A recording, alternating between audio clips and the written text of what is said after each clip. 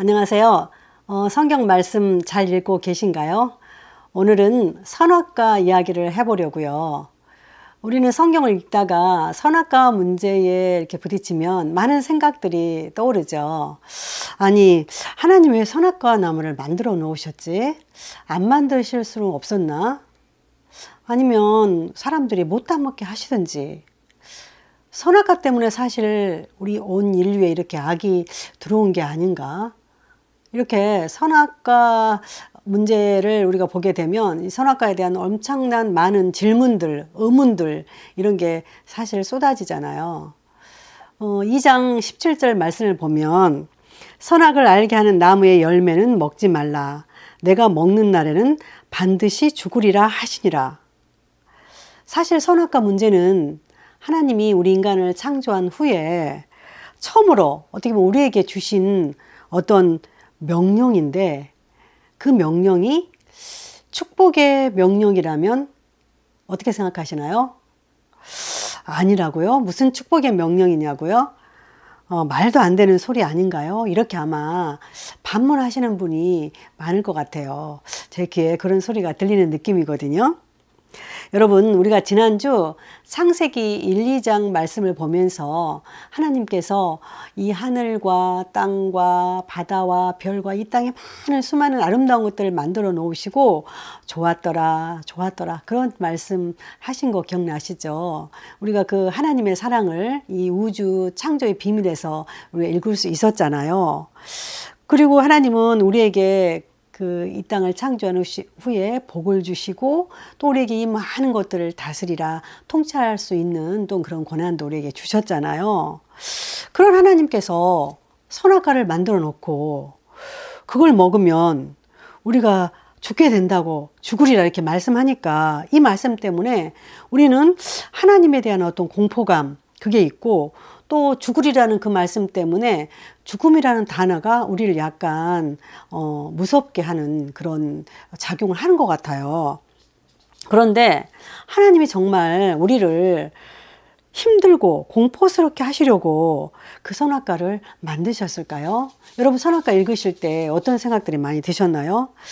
우리가 왜 집에서 저도 물고기를 기르고 있고요. 또 저희 집에 화초가 참 많아요. 제가 화초를 좋아하거든요. 그런데 우리가 물고기를 기를 때에 물도 주고 물고기에게 먹이도 주고 물도 갈아주고 이렇게 잘 살기를 바라잖아요. 우리가 물고기에게 너 새끼 물고기 안 나면 가만 안 둘 거야 이렇게 우리가 엄포를 놓지는 않잖아요. 식물도 마찬가지 같아요. 식물을 우리가 물을 주고 햇빛을 쬐어주면서 이 식물이 잘 자라면 그냥 기쁘지. 우리 식물이 뭐 열매를 안 맺으면 너 가만 안 놔둬. 우리가 막 이런 어떤 공포감을 우리가 가지고 있는 어떤 물고기나 생물에게 또한 이런 그 나무에게 주진 않잖아요. 그렇다면 이 땅의 창조주인 하나님께서 이 선악과를 통해서 우리에게 어떤 공포나 죽음의 협박 과연 그거 하기 위해서 하나님께 선악과를 주셨을까요? 아니거든요. 어쩌면 이 땅의 창조주인 하나님은 선악과를 통해서 내가 이 땅의 주인이야. 내가 이 땅의 창조주야. 내가 너희들의 왕이야. 어쩌면 그것들을 알고 싶은 게 아니었을까요? 너희들 이 땅에 있는 모든 것들을 마음대로 다스리고 먹고 통치하고 다 해. 그런데 너희가 저 선악과를 볼 때마다 한 가지만 기억해 줬으면 좋겠어. 그 선악과는 내가 너희를 공포스럽게 만들려고 한 게 아니라 어떻게 보면 너희에게 창조자가 있다는 거, 너희를 만드신 분이 있다는 거, 그리고 내가 너희 왕 되신 것을 어떻게 보면 우리 인간들이 기억해 주기를 원하는 어떤 상징 같은 표시, 그런 걸로 선악과를 만드시고 하나님은 어쩜 우리와 함께 깊은 교제를 계속 나누기를 원하셨던 거 아닐까요? 우리가 선악과를 볼 때마다 항상 그 생각을 한번 다시 해봤으면 좋을 것 같아요. 창세기 그 2장 17절 하나님께서 선악과에 대한 명령을 내리신 후에 우리가 18절을 또 보시면요. 이런 말씀 있잖아요. 여호와 하나님이 이르시되 사람이 혼자 사는 것이 좋지 아니하니 내가 그를 위하여 돕는 배필을 지으리라 하시니라. 하나님은 그 선악과 명령을 내리신 이후에 우리 사람의 모습을 보고 또 아담이 혼자 있는 것을 보시고 좋지 않다는 표현을 처음으로 하시거든요. 그런 후에 하나님은 어때요? 아담을 위해서 아담의 돕는 배필, 그 여자를 또 창조해 주시잖아요. 그 왜 하필 하나님은 돕는 배필로 여자를 지으신 걸까? 이 제목으로 제가 돕는 배필에 대한 영상은 동영상을 또 찍었으니까 그거는 제 앞 영상에서 한번 보시면 도움이 되실 것 같아요. 사실 우리도 사람을 알게 되고 그 사람을 사랑하게 되고 좋아하게 되면 그 사람과 늘 함께 있고 싶잖아요. 그래서 결혼이라는 제도를 통해서 우리가 함께 살게 되고 또 가정을 이루고 이렇게 되는 거잖아요. 우리가 결혼할 때마다 많이 듣는 말씀이 바로 창세기 2장 24절 25절 말씀이잖아요. 이러므로 남자가 부모를 떠나 그의 아내와 합하여 둘이 한 몸을 이룰 줄로다.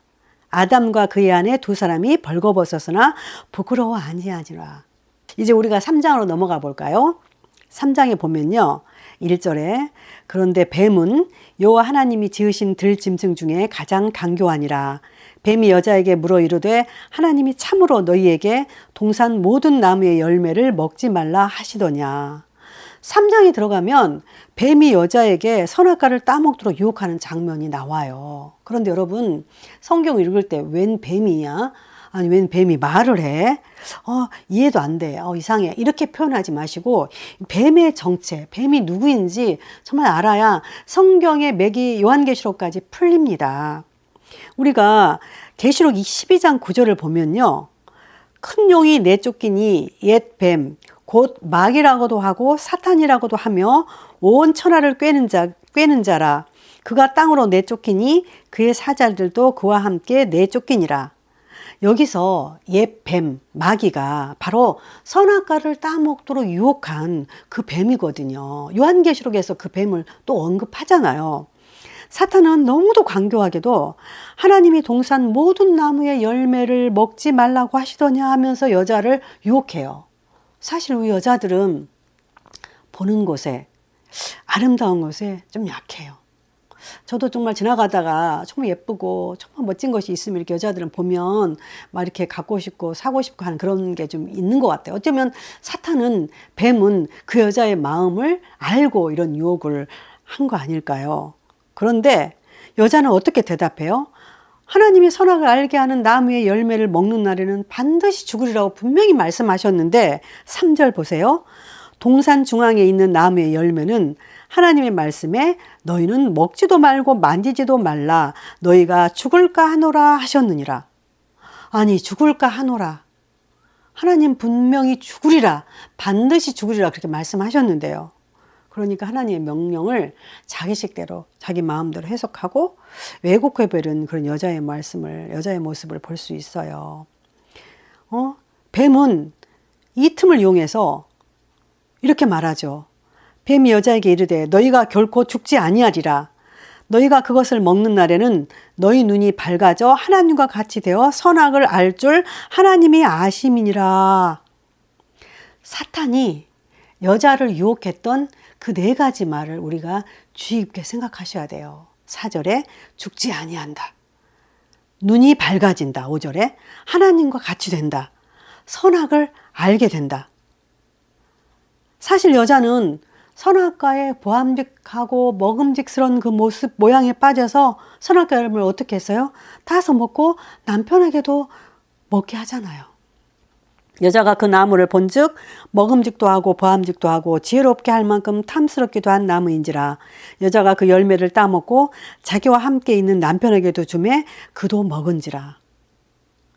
우리 인간이 선악과를 따먹도록 유혹한 그 뱀, 그 사탄의 4가지 그 유혹의 말은요, 지금도 이 땅에 수많은 이단 종교, 그러니까 뭐 영원히 죽지 않는다, 그 말은 무슨 말이에요? 영생불사 종교가 거기에서 비롯된 거잖아요. 그리고 우상 종교, 우리 보면 얼마나 우상 종교가 이 땅에 많은가요?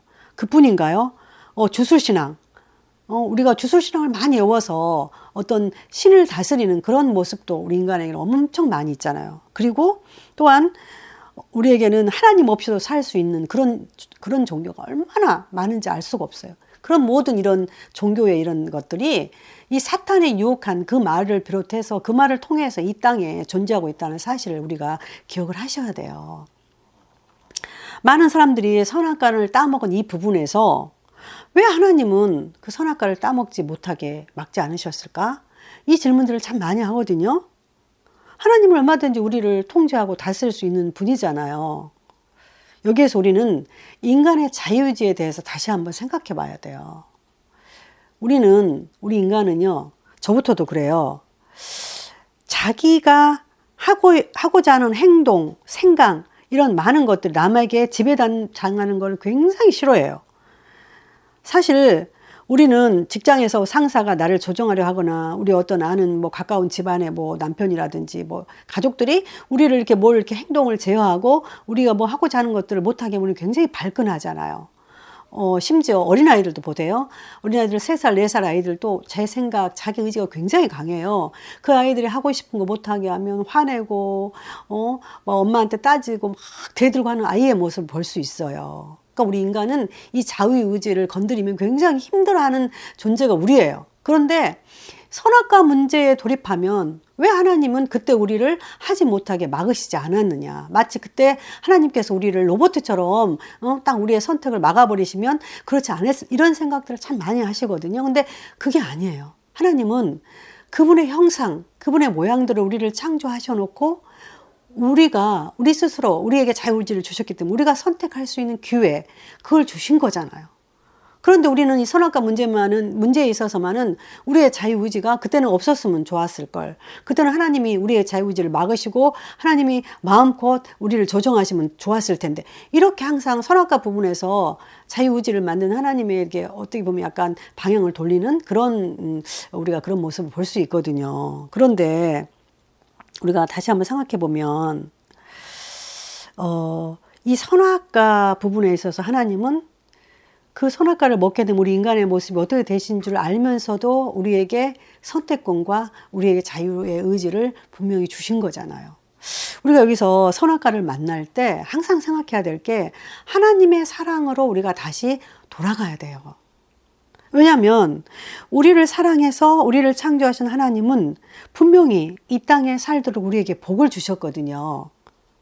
그 하나님은 선악과를 보면서 우리가 창조주 하나님을 기억하고 그분을 바라보며 그분과 계속 교제하며 살도록, 우리가 그렇게 하도록 하나님은 우리에게 선악과의 그 축복의 명령을 주셨는데 우리는 그거를, 하나님의 그 명령을 우리는 제대로 받아들이지 못한 거죠. 결국 우리 인간의 자유의지라고 하는 것은 하나님의 절대적인 권력, 하나님의 절대 주권, 하나님의 창조주이신 왕 되신 하나님 앞에 우리의 의지가 향할 때 그 의지가, 자유의지가 빛나고 열매를 맺지 않을까요? 이제 선악과를 따먹은 그 이후, 선악과를 따서 먹고 난 우리 인간의 모습은 어떻게 달라졌는지 다음 시간에 선악과 그 이후 강의에서 뵙겠습니다. 감사합니다.